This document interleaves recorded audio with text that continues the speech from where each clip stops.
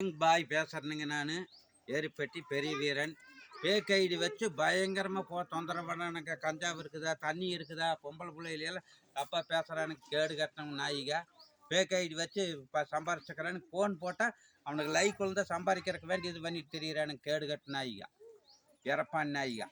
ஒரு அப்பனாமல் பிறந்தவனா ஐடி வச்சு நம்ம இது பண்ணிட்டு தெரியிறானுங்க. வெடி ஃபோன் பண்ணுறானுங்க. அவனுக்கு வச்சு 10-50 ஐடிக்கு மேலே இருக்குதுங்க என் ஐடி. பெரிய வீரன், இருங்கு பாய் பூரா வச்சு பூரா சம்பாரிச்சுட்டுக்கிறானுங்க. எனக்கு ஒரு உபகாரம் இல்லை. வெடி ஃபோன் பண்ணுறானுங்க. மறுபடியும் லைக் வாங்கலாம், இவன் ஏதோ இன்ஸ்டாகிராமில் யூடியூப்லையெல்லாம் போட்டு லைக் வாங்கலாம்னு வெடி இது பண்ணுறாங்க. அரசாங்கத்தை கட்டு போட்டால் என்னையும் உள்ளே போடுறோம்ங்கிறாங்க. எதுவுமே இப்போ கேட்கறது இல்லை. அப்புறம் பூரா என்ன வெடி இங்கே தண்ணி போட்டு கல் வீசுகிறானுங்க. வீட்டு மேலே எல்லாம் எதையுமே கேட்கறது இல்லை. போலீஸ் ஸ்டேஷன் போனால் மதிக்கிற நாயை விட மோசமாக நினைக்கிறாங்க நம்மளே. இது என்ன போல வெடி ஃபோன் பண்ணுறாங்க. லைக் வாங்குறதுக்குன்னே இது பண்ணி தெரிகிறானுங்க.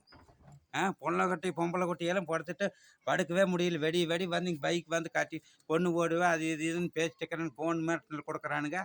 எதுவுமே கேட்குறது இல்லைங்க. ஸ்டேஷனுக்கு போனால் நாயை விட வர்றோம் போங்கிறது ஒன்றுமே வர்றதில்லைங்க. நடந்தால் சரி, ஸ்டேஷன் இல்லைன்னா சுத்தமாகவே கேட்க மாட்டேங்கிறாங்க.